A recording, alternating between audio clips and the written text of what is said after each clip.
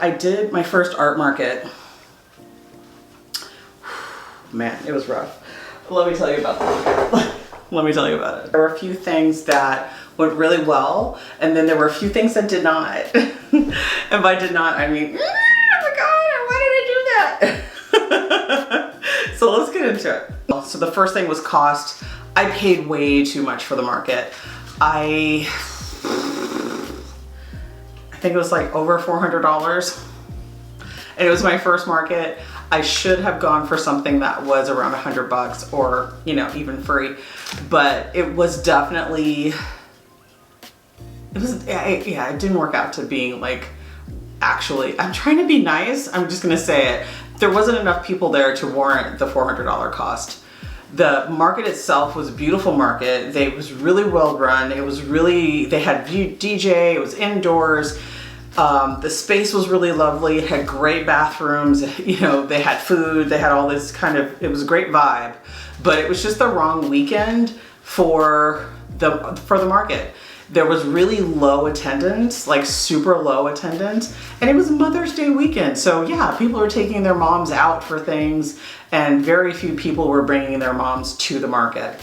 I think the other thing about the cost of the market was it was just kind of, I could have done like 4 markets because I've done more researches, and I could have done 4 markets, gotten way more practice and way more experience doing markets and kind of learning from that. And you know, that part, you know, it's like one of those things where that part is on me. So I can't blame, you know, you don't blame anybody for the things that happen. You learn from the things that happen and move on. So would I do that market again? Yeah, I would do it again, but I would do it at like holidays or something like that, where there are going to be a lot more people there. There are going to be a lot more people there with the idea of shopping, because that's the other part. The people that were there weren't necessarily in the vibe of shopping. They were kind of like ducklings following their mama, you know?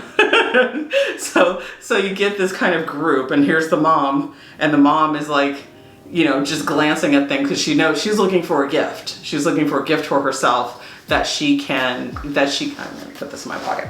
She's looking for a gift for herself so that she can go forward and, you know, have a nice day and enjoy her gift.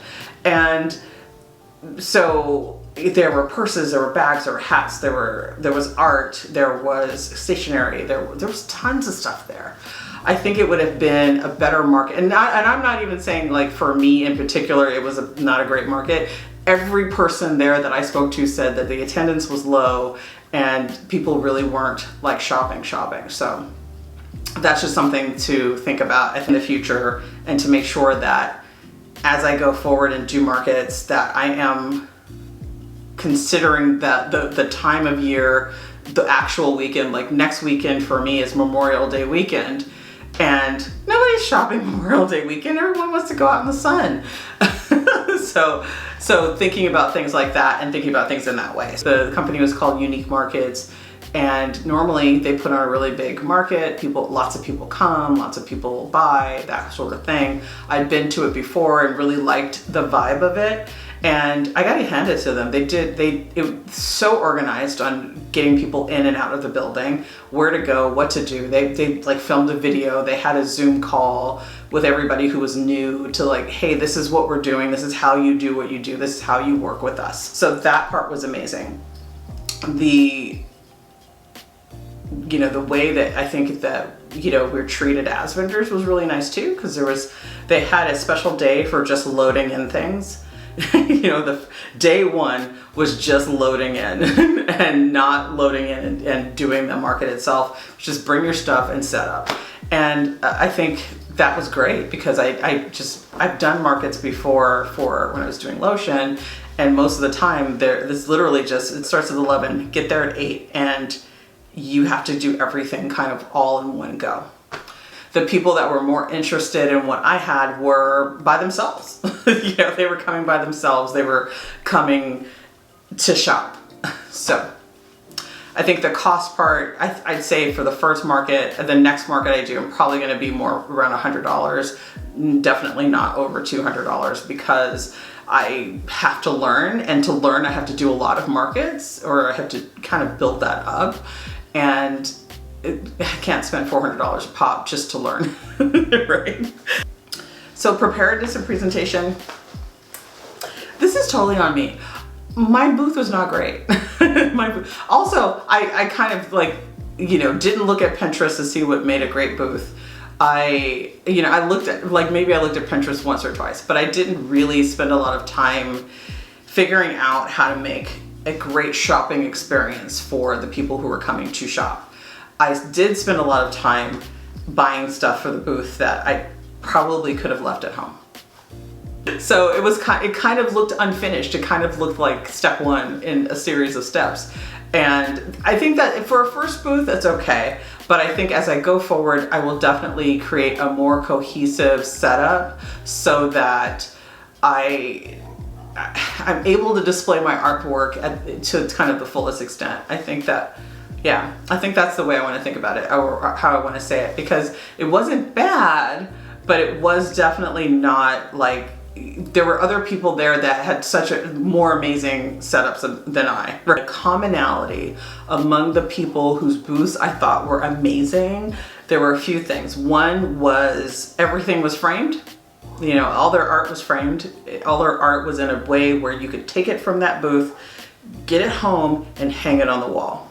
That was really amazing. The other thing was that it was kind of like there was a couple of different ways that people displayed things. One was they had kind of like the gallery style, where it was just very clean, very precise, very like, here's a painting, here's some prints. That's it. Nothing else. There's nothing to distract you from the fact that it's paintings and prints. The other way was, well, there were three ways really, so I'm going to go through this. The other way was the massive of artwork. One person had a table and they had two towers, and it was just painting, and it was like his work was drawings and paintings, but the way that he framed the drawings and paintings was in kind of like the Gothic, super fancy frame thing, but I think it was his display, and he was someone that I got to talk to for a while, and he said that the attendance was low and that people weren't really buying, and so it wasn't just me. So I was just like, oh my god, good, somebody who has a good display, like, has a thing. There was another one who had lots of cards, lots of like stationary illustration kind of thing, and she had these little towers that were really cute that really displayed her work kind of frontally to that viewer. So the person looking at the work, it literally, all they see is, these really nice, neat rows of the work. And then she had stickers. She had a variety of items. She had stickers, she had cups, she had tote bags.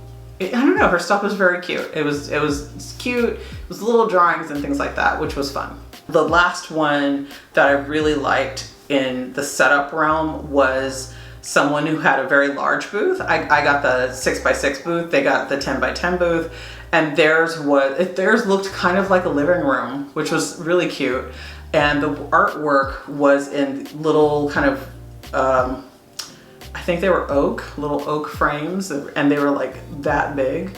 And it was just the line drawing, which was like, oh, that's cute, super simple, super clean. And they had kind of the oak look, because they had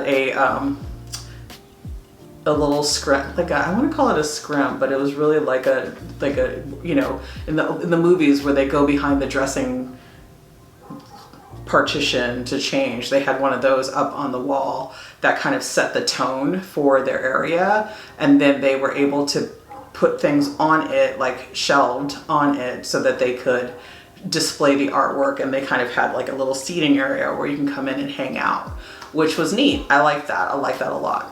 So learning from that experience, definitely need to up my game when it comes to how I set things up and how I am kind of pushing that artwork forward so that people can see it and they can experience it, and they can, from there, ooh, I like it. Because I got a lot of people who liked the work, but it was kind of back from them.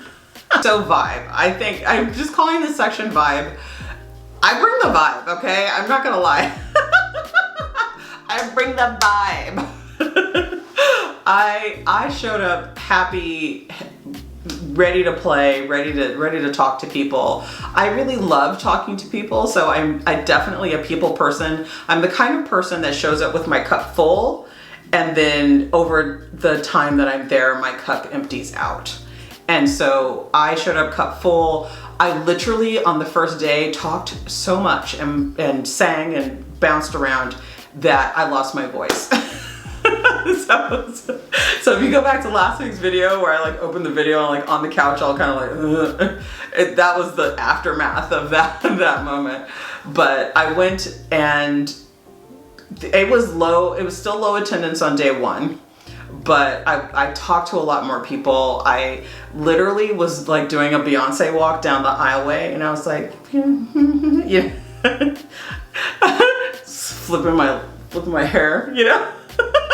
It was up like this. I was having a great time. So, and I'm like, hey, like I'm never bored. I'm literally never bored. So if I'm gonna go and experience this experience and kind of experience the fact that nobody's there, I'm still gonna have a great time. I'm still gonna go out and get that thing done. I think that kind of attitude was great because I definitely attracted more people than I put on. I think the number one thing with Vibe was that I'm just a happy person. I'm naturally happy, and I express that. And one of the things I was doing with everyone that walked by was I was saying hello. And the difference between day one and day two was on day one, I was in front. I was like in the aisle in front of my booth. Day two, I was kind of more behind my booth. And so I definitely had more interaction on day one. And I said hello to people, and just by saying hello, some people were inclined to come in and like take a look at things. And some people weren't. Some people just walked by, and that's fine. That's retail. That's what happens. I remember this person and this person actually said that I attracted people to their booths because I was like, you know, hi. So that's why I'm like, I know I can attract people. I think I just need to present the work better in order to get them to the next step. And let's talk about the hard one. Yeah, sales. Let's actually talk about sales. So I don't think I was an outlier. I didn't sell much, but I did sell, which was good. So it's interesting. I was telling this to other people. I was like, it's interesting because the people who bought were kind of like copy paste of the same people, which was really interesting because I didn't really know who my audience was going in, but found out who it was as the day went on. So there were the different types of people. The number one person was people who just walk by and hi, you know, you said hi to me, so I'll say hi back, and they just keep going. Or they don't say anything, they just walk by and they just keep going. And I'm like, all right, have a good day. And then there are the others who will stop for a second, have a conversation with you, maybe look at the art, say, oh, that's cool, and then they're on their way. And those people were interesting as well. And then the ones who wanted to purchase, their vibe was so different. They walked up, looked at the thing, and then they were in the booth. You know, they were in there, they were looking through things. And it was funny because on the first day, everybody bought the same painting or the same print of the same painting. So it was this print. Everyone bought this print on the first day, which, you know, good choice. So everybody bought that print on the first day, and I was just like, oh, cool. I mean, people like that print. And I think the people who wanted to buy, I didn't have to convince them to buy it. I didn't have to be like, so do you want to buy a painting? You know, but really the kind of convincing or the sales aspect was talking about how I made the paintings. What was my experience making the paintings? Like, how did I come across that view, and how am I producing that view? Am I producing it in a series, or is it just a one-off? One woman was really interested in the series, and she was just like, okay, keep me in the loop because I want to see how it progresses. I want to see where it goes. And I'd never really gotten that feedback before. So it's kind of inspired me to make it officially make it a series of paintings and to kind of launch it, which I've never done before. So I'm like, oh, okay, cool, you know. So that was really interesting. That was a really interesting interaction. And the people who did stop to chat really had good things to say. I learned that I don't like people touching everything, because I do have, like, the prints are giclée prints, they are archival, and when I am at the show, I put on gloves because I don't want to touch the prints myself and get, like, you know, little sticky fingers all over them, especially when you're just walking around and you're not really, like, washing your hands actively.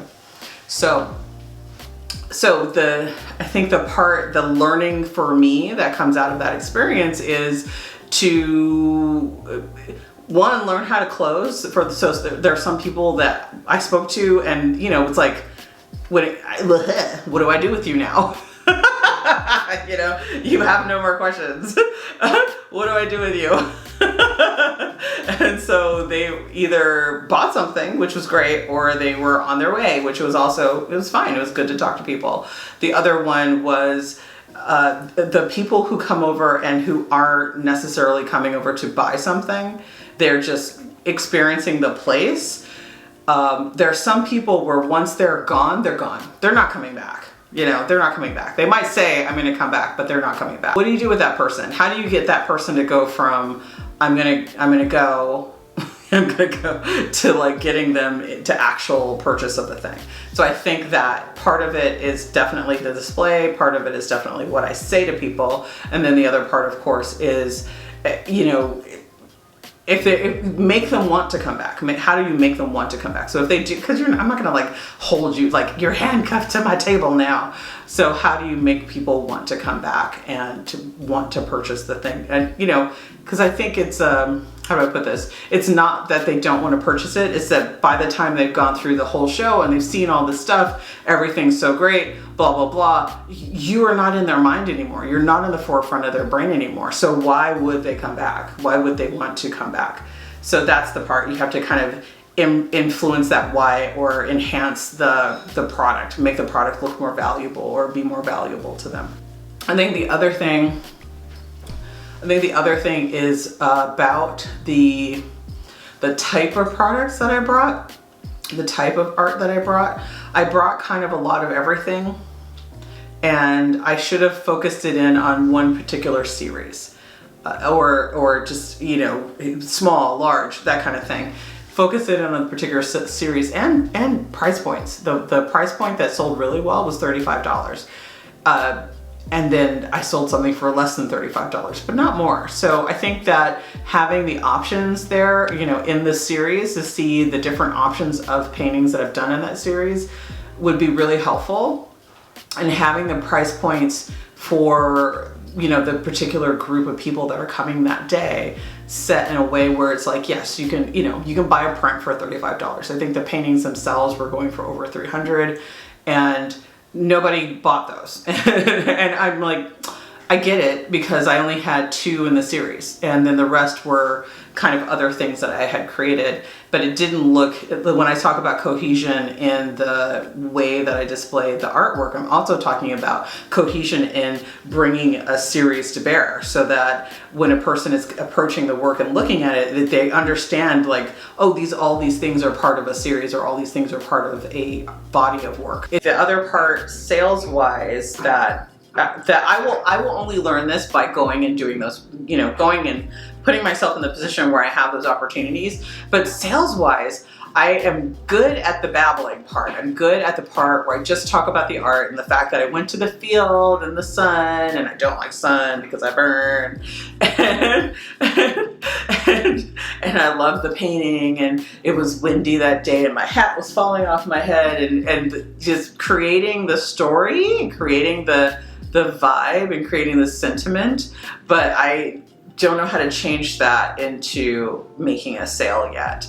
And well, I won't say it that way, because I did actually sell things to people. So I sold things to people, so it worked for some people. But there were some folks where it was like, once I didn't have anything to say, we were just staring at each other. That's it. I like painting outside, you know? So having that be part of the spiel, I guess, I don't know, is interesting, and it's something that I need to learn. And whatever, even like on the channel here, Like, I have a Patreon. I literally never talk about it. I just talked about it. I have a Patreon. But I have a Patreon, I have a website. I kind of never tell people about it. And even the show, I didn't tell anybody I was doing it. I think on one hand, I feel so like, oh my God, they're gonna hate it, you know? Oh my God, you know, I feel like if I talk about the offerings that people will like hate it or run away or something like that. Anyway, I don't know what that is. So that's something that I need to work through. Oh, let's talk about packing in and packing out. I think it was really helpful getting to pack in and pack out in that way. I'm like, you know, one trip, let's make one trip to the car. That was it, especially because I was by myself. But I ended up having to make 2 trips, which was okay, because I didn't really bring anything that was truly heavy. But I did things like buy my own table, which, you know, now I don't have to buy a table, you know. So I bought my own table. So all the furniture that I brought was my own. They did offer furniture, and I chose not to use it. And I think in hindsight, I made the right decision. Their furniture was really nice, but I didn't have the ephemera needed, you know, little easels and things like that in order to kind of put things on the furniture. So that's something that I'll think about in the future, where it's like